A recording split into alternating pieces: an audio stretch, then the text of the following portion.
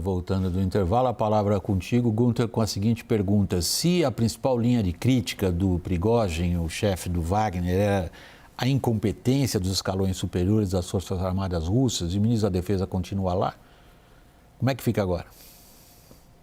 Continua incompetente, né? Como o Lorival bem colocou, o quadro da guerra mostra bem isso, né? Bem essa incompetência. Então, do ponto de vista militar russo, vai continuar não conseguindo atingir seus objetivos.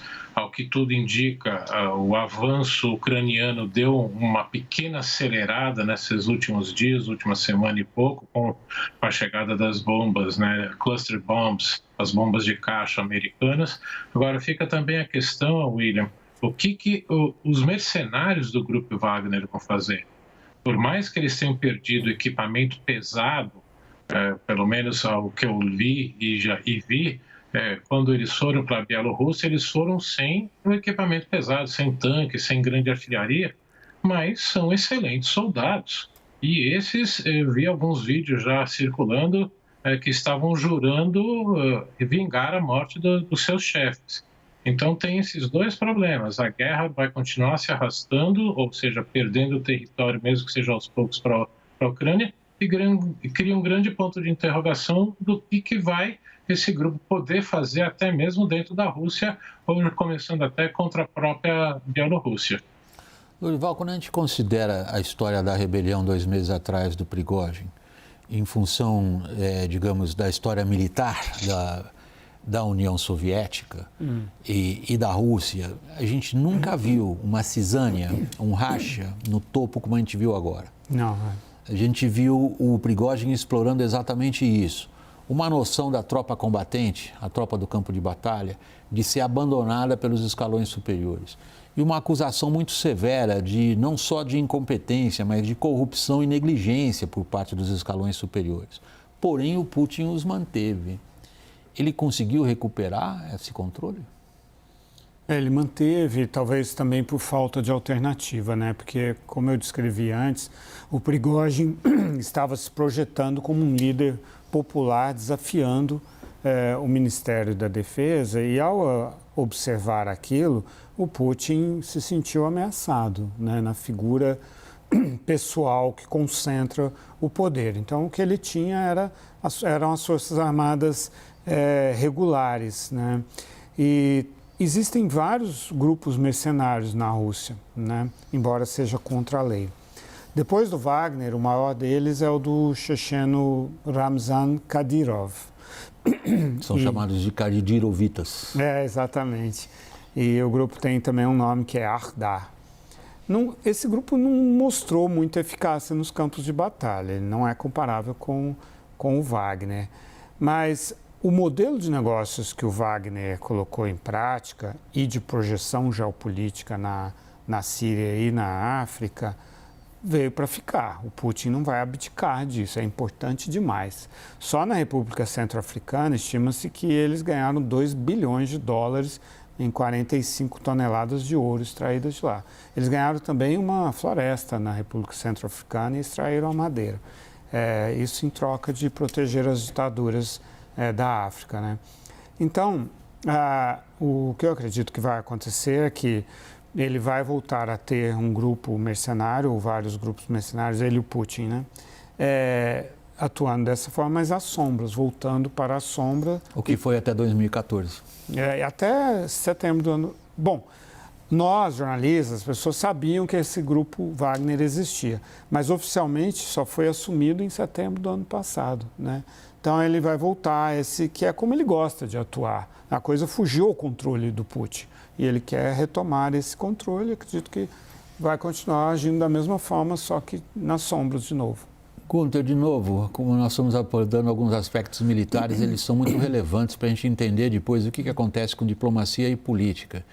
Boa parte das ordens estratégicas equivocadas teriam partido do próprio Putin, que de certa maneira teria no Prigozhin e nos seus outros generais ali uma espécie de fusível, uma proteção para ser queimada, para que a responsabilidade não seja direta do Putin. Agora não tem mais saída. O que acontecer na guerra é Putin.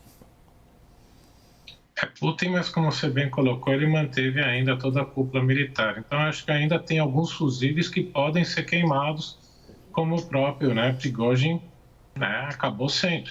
Então, você tem aí, ele vai ter ainda essa capacidade de conseguir arranjar desculpas do que está indo errado, porque, como você disse, sim, ele teve esse gerenciamento, né, quase que direto do campo de batalha, e alguns exemplos históricos mostram que quando isso acontece, ou seja, o alto escalão político começa a interferir no campo de batalha, a guerra não consegue ser ganha, né? A gente pode usar, no mínimo, o exemplo americano no Vietnã para ver o quanto isso é prejudicial para o andamento da guerra.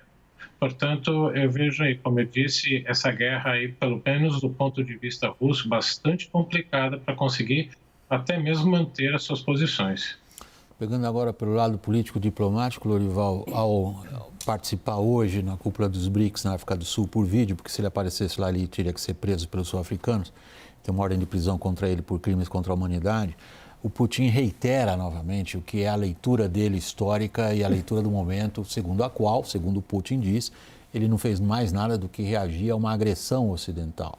E uma agressão que exigia dele esse tipo de reação. Em outras palavras, ele não recua 1 milímetro do que o levou à agressão brutal da Ucrânia. Onde estão as esperanças aí de fazer um acordo de paz? Zero, né? Como sempre. Eu nunca tive essas esperanças. Primeiro, será necessário derrotar um dos dois lados no campo de batalha, derrotar de forma decisiva, de maneira que um desses dois lados busque, então, uma saída honrosa, né, e uma narrativa para aceitar parar o conflito. O que a gente tem pela frente, em termos militares, na Rússia a gente não vê nenhuma novidade, né, assim, eles fizeram essa linha de defesa muito sólida, muito forte, mas eles recebem os drones do Irã, provavelmente foguetes da Coreia do Norte, e é isso. Agora, a gente tem como novidade a chegada dos F-16, né, dos caças e provavelmente dos Gripen suecos também. É um grande mosaico. Na verdade, o kit que o Ocidente está oferecendo para a Ucrânia é o pesadelo de um sargento, né, William? Você tem que trabalhar com um monte de coisas diferentes, assim, de tanques dos mais diversos tipos de peças de artilharia e agora provavelmente aviões também. Nenhum exército da OTAN faria uma contraofensiva desse jeito, ainda mais sem cobertura aérea. Mas é o que os ucranianos têm, né? O desafio é logístico, é de treinamento, é de manutenção, é de toda ordem, de coordenação, de comunicação, de tudo. Mas, enfim, eles estão levando adiante e estão conseguindo segurar os russos, em alguns casos até furar o bloqueio russo e conquistar, como o Robotyne, que eles acabam de conquistar, que é importante. Isso no sul, ali na fronteira entre Donetsk e Zaporizhia. Então, a chegada dos F-16 pode desequilibrar realmente o campo de batalha e os ucranianos podem fazer uns progressos significativos. A gente tentou ver isso pela perspectiva de Moscou, da perspectiva do Putin, Gunther. Vamos ver isso agora da perspectiva da Aliança Ocidental, liderada sobretudo pelos Estados Unidos.